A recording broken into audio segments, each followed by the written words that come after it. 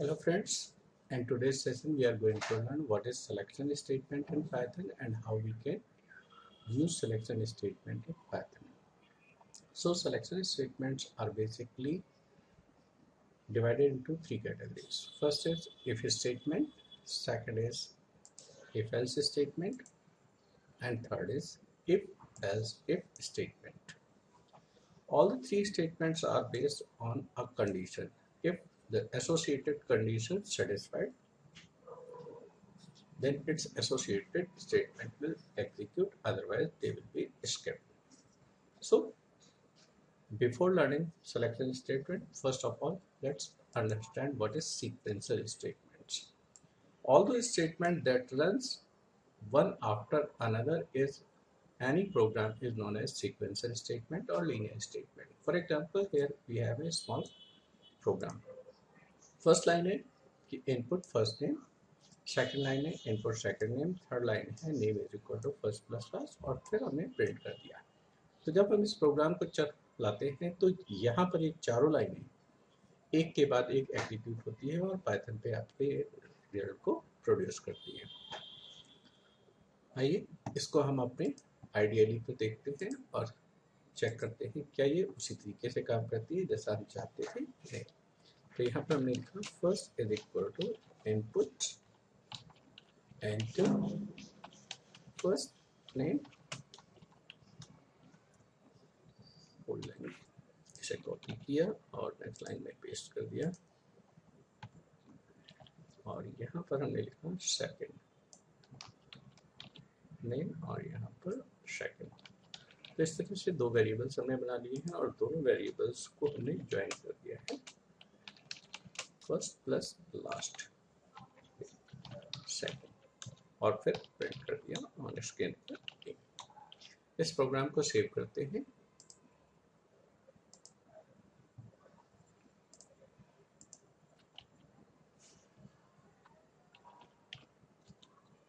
और रन करते हैं।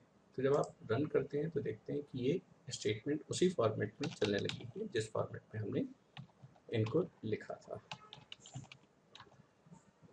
ओ oh oh typing error RST save and run again Rakesh. So यहाँ पर आप देख सकते हैं कि कोई भी लाइन किसी भी तरीके से स्किप नहीं हुई है। तो अब सिलेक्शन स्टेटमेंट को देखते हैं कि सिलेक्शन स्टेटमेंट अब हमारे पास इस केस में कैसे काम करती है।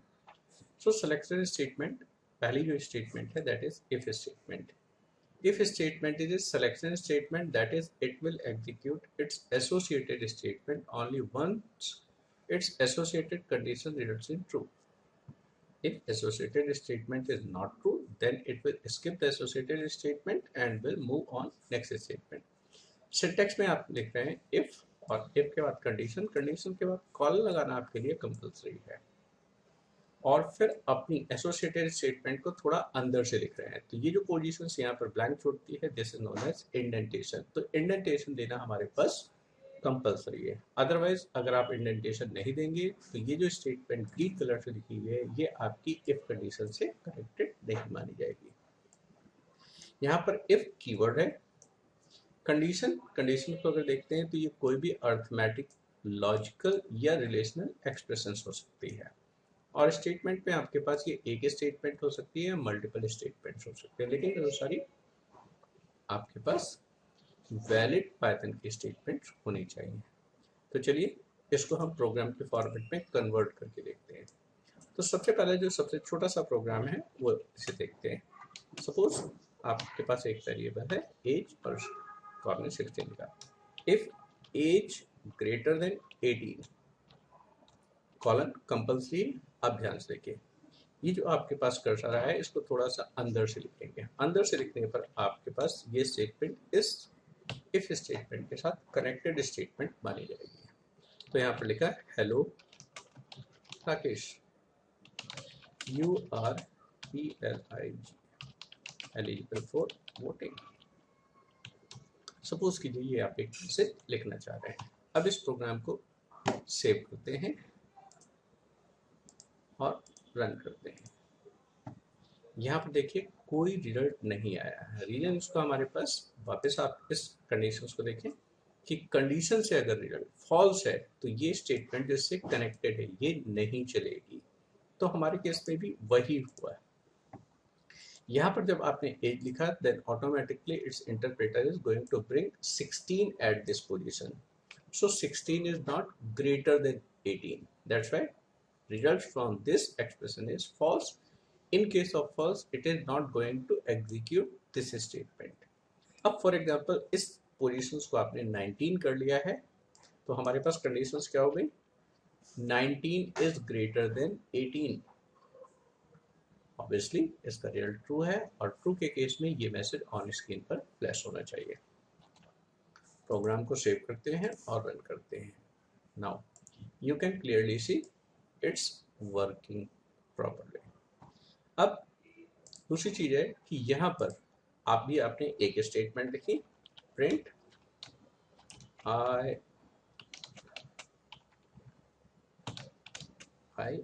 Want this match. तो अब ये दोनों स्टेटमेंट्स आप ध्यान से देखें कि ये एक ही कॉलम में है और इफ से कनेक्टेड है। तो अगर कंडीशन सेटिस्फाई होगी तो ये दोनों स्टेटमेंट एक साथ चलेंगे और अगर कंडीशन सेटिस्फाइड नहीं है तो ये दोनों स्टेटमेंट एक साथ नहीं चलेंगे। तो हमारे केस में अब ये दोनों स्टेटमेंट चलेंगे। रीजन हमारे पास सेम है कि आपके पास कंडीशन सेटिस्फाई हो रही है। तो ये तो था हमारे पास केस इफ स्टेटमेंट का। अब यहाँ पर जो कंडीशंस आपके पास लिखी हुई है, इस कंडीशंस में अगर आप देखें तो यहाँ पर जो आपके पास सिंबल यूज किया गया है that symbol is known as comparison. ठीक है, कंपैरिजन ऑपरेटर है तो इसलिए आपके पास पूरी स्टेटमेंट्स जो एक्सप्रेशन है that will be known as comparison expression. अब कंपैरिजन एक्सप्रेशन से हमेशा वैल्यू ट्रू आएगी या फॉल्स आएगी। तो हम इस पोजीशंस पर इस तरह से अपना कीवर्ड ट्रू भी लिख सकते हैं। तो ट्रू के केस में हमारे पास जो रिजल्ट्स है ऑटोमेटिकली मैच करेगा और आपके पास रिजल्ट्स आएंगे। तो आपके पास इस पोजीशन पर हमेशा कंडीशन ही आप पुट अप करें, ऐसा हार्ड एंड फास्ट रूल नहीं है। रन करते हैं, अगेन देखते हैं, आपके पास सेम रिजल्ट्स ऑन स्क्रीन पर आ रहे हैं। और अगर हम इस पोजीशंस पर अपना कीवर्ड फॉल्स रख देते हैं तब भी हमारे पास ये रिजल्ट्स ऑटोमेटिकली, आपके पास कोई रिजल्ट नहीं आया है। रीजन क्योंकि एक्सप्रेशन से आपका रिजल्ट ऑटोमेटिकली फॉल्स है। तो ये तो हमारे पास दो सिचुएशंस हो गई, जब आपने यहाँ पर रखा अपना कीवर्ड प्लेस कर दिया या आपने अपनी एक्सप्रेशंस को प्लेस कर दिया। इस पोजीशंस पर आप अपने नंबर्स भी प्लेस कर सकते हैं। नंबर्स का आइडिया ये है कि अगर सपोज कीजिए कि आपने यहाँ पर एक नंबर प्लेस कर दिया 3 is, so what is 3 is not true और it is not false, but 3 is only an integer number. तो इस सिचुएशंस में अगर आप इस प्रोग्राम को रन करते हैं तो आपको थोड़ा सा यहाँ पर सरप्राइज होंगे कि ये भी आपके पास नंबर से अल्टीमेटली ट्रू रिजल्ट्स की तरह बिहेव कर रहा है और आपके पास ये एसोसिएटेड स्टेटमेंट रन कर रही है। अगर 3 की जगह पर हम -3 रखते हैं तब ये हमारे पास क्या रिजल्ट प्रोड्यूस करता है। तो अगेन देखते हैं कि अभी भी ये ट्रू की तरह ही बिहेव कर रहा है। इट मीन्स कि अगर आप पॉजिटिव नंबर रखते हैं, नेगेटिव नंबर रखते हैं, इट हार्डली मैटर्स, ये हमेशा रिजल्ट्स ट्रू ही देता है। तो हमारे पास फॉल्स की सिचुएशन कैसे लिखी जा सकती है। फॉल्स की सिचुएशंस के लिए हमारे पास एक नंबर है 0 हमेशा आपके पास एज ए फॉल्स ट्रीट किया जाता है। तो इस सिचुएशन से हम देख सकते हैं कि आपके पास कोई रिजल्ट ऑन स्क्रीन पर प्रोड्यूस नहीं होता है। Clear? So here false is 0 stand for false and except 0 stand for true value. तो ये तो बात हुई हमारे पास इफ स्टेटमेंट की। इफ स्टेटमेंट पे एसोसिएटेड स्टेटमेंट तभी चल रही है जब आपके पास यहाँ से रिजल्ट्स एसोसिएटेड कंडीशन से रिजल्ट्स ट्रू आ रहा है। लेकिन अगर ये रिजल्ट्स आपके पास फॉल्स आता है 3 greater than 5, then obviously these two statements are not going to execute। इस सिचुएशंस के लिए हमारे पास क्या है कि अगर आप चाहते कि नहीं, जब हमारे पास कंडीशन फॉल्स हो जाए तब भी हमारे पास कुछ स्टेटमेंट्स चलें, तो इसके लिए हमारे पास है एल्स। और एल्स के बाद भी आपको कॉलन सिंबल प्लेस करना कंपलसरी है। अब यहाँ पर देखें, यहाँ पर हम फिर थोड़ा अंदर से आते हैं और प्रिंट करते हैं आई एम फॉल्स रिजल्ट। तो अब आपके पास कंडीशन है 3 greater than 5 no. So in this case this message is going to be printed on the screen. Program को सेव करिए, रन करिए, और अब आप देख सकते हैं कि फॉल्स के केस में एल्स के साथ एसोसिएटेड स्टेटमेंट्स जो भी है वो आपके पास प्रिंट हो रही है। तो हमारे पास दो सिचुएशंस आपने क्लियर करी, एक थी आपके पास ट्रू और दूसरी थी फॉल्स। तो आप दोनों को किसी भी तरीके से यूज कर सकते हैं। तो चलिए इसके बाद एक छोटा सा और प्रोग्राम लिखते हैं जिसको हम पहले इफ से सॉल्व करेंगे और फिर इफ एल्स से सॉल्व करेंगे। वापस अपनी स्क्रीन पर आते हैं और यहाँ पर नंबर यहाँ पर लिखते हैं a is equal to 20 and b is equal to 10। अब यहाँ पर हमने लिखा इफ, और हमें प्रोग्राम जो लिखना है वो हमारे पास प्रोग्राम है, यहाँ पर देखिए कि which is greater, और कंडीशंस आपके पास है a is not equal to b। a और b आपके पास दोनों कभी इक्वल नहीं होंगे। तो पहली सिचुएशन है if a is greater than b then you are going to print a message। Message print करने के लिए हम थोड़ा सा इंडेंटेशन का यूज करते हैं जिससे कि हम यहाँ लिख सकें a is greater। अब दोबारा से आपने इफ लगाया, if a is less than b colon, और फिर यहाँ पर आपने किया print now b is greater। तो आपने एक तरीका ये यूज किया है नंबर्स में से लार्जेस्ट फाइंड आउट करने के लिए। आप प्रोग्राम को रन करते हैं, then you can see the result. तो ये तो था हमारे पास एक method largest number find out करने का। इस केस में हमने सिर्फ और सिर्फ इफ यूज किया है। तो आप ये भी देख सकते हैं यहाँ से कि आप अपने प्रोग्राम में मल्टीपल टाइम इफ यूज कर सकते हैं। Now I am going to comment out. Comment करने के लिए हमारे पास तरीका है कि हम ट्रिपल इन्वर्टेड कोट्स, और यहाँ पर हमारे पास स्टेटमेंट्स खत्म हो रही हैं, यहाँ पर भी ट्रिपल इन्वर्टेड कोट्स लगा देते हैं। कमेंट्स आपके प्रोग्राम को नॉन एग्जीक्यूटेबल बना देते हैं। ये सिर्फ और सिर्फ प्रोग्रामर के लिए है। अब इसी प्रोग्राम को इफ एल्स से सॉल्व करते हैं। इफ ग्रेटर देन बी आपने प्रिंट किया, मैं ये इसी मैसेज को कॉपी पेस्ट कर लेता हूँ, और फिर आपने यहाँ लिखा एल्स,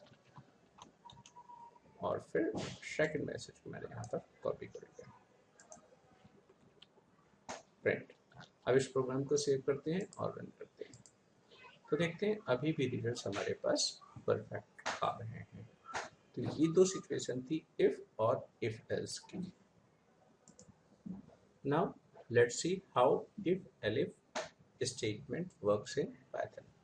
इसको एक्सप्लेन करने के लिए अपने इसी प्रोग्राम को हम एक दूसरे तरीके से लिखते हैं और फिर कोशिश करते हैं कि इफ एलिफ स्टेटमेंट कैसे काम करती है। तो सबसे पहले मैं इस प्रोग्राम को कॉपी कर लेता हूँ और फिर उसके बाद यहाँ पर दोबारा से पेस्ट कर लेता हूँ और अपने इस प्रोग्राम को अगेन कमेंट आउट कर देता हूँ।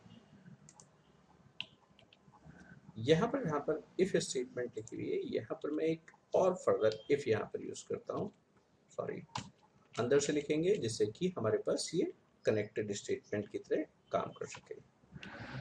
यहाँ पर आपने लिखा be greater than A, condition लगाई। अब इफ और प्रिंट स्टेटमेंट कनेक्टेड नहीं है तो इसको कनेक्शंस देने के लिए इसको अंदर से फिर लिखते हैं, दैट मीन्स इंडेंटेशन दे देते हैं। तो अब अपना प्रोग्राम आपने एक ही प्रोग्राम को देखा कि आपने एक प्रोग्राम को तीन तरीके से लिख लिया है। अब इस प्रोग्राम को सेव करके रन करते हैं और आप रिजल्ट्स देखते हैं तो रिजल्ट्स एग्जैक्टली वही आ रहे हैं जो पहले दो प्रोग्राम से आ रहे थे। ठीक है, अब इफ और एलिफ हमारे पास कैसे काम करते हैं। इफ और एलिफ में हमारे पास एल्स और इफ को कंबाइन कर दिया गया है। इन दोनों स्टेटमेंट्स को कंबाइन आपने किया। कंबाइन कैसे करते हैं कि एलिफ से आपने ये दोनों चीजें हटाई और इसे आपने ऐसे ज्वाइन कर दिया। अब ज्वाइन अगर हो गया है तो ये स्टेटमेंट्स ज़्यादा अंदर से लिखिए, ये इसी सेम कॉलम में नहीं है जिस कॉलम में आपके पास प्रीवियस प्रिंट स्टेटमेंट है। तो दोनों के आप इंडेंटेशन सेम रखिए, ठीक है। अब आपने अपने प्रोग्राम को एक चौथे मेथड से लिख लिया है, तो आपके पास एक और तरीका आ गया। अब इस प्रोग्राम को भी रन करते हैं और देखते हैं क्या हमारा रिजल्ट सेम आता है। यस, हमारा रिजल्ट सेम आता है। तो ये हमारे पास 3 मेथड्स थे आपकी सिलेक्शन स्टेटमेंट के, if, if else and if L if. तो आपके सबके लिए एक छोटी सी एडवाइस है कि अगर पेपर में इस टाइप का कोई क्वेश्चन आता है then it is not hard and fast rule कि उसको फर्स्ट मेथड से सॉल्व कीजिए, सेकंड मेथड से सॉल्व कीजिए, थर्ड मेथड से सॉल्व कीजिए, फोर्थ मेथड से। आप इसमें से किसी एक मेथड से सॉल्व करेंगे तब भी आपको इक्वली मार्क्स मिलेंगे। होप आपको आज का वीडियो पसंद आया होगा। अगर पसंद आया है तो प्लीज़ लाइक और सब्सक्राइब कीजिए। Thank you.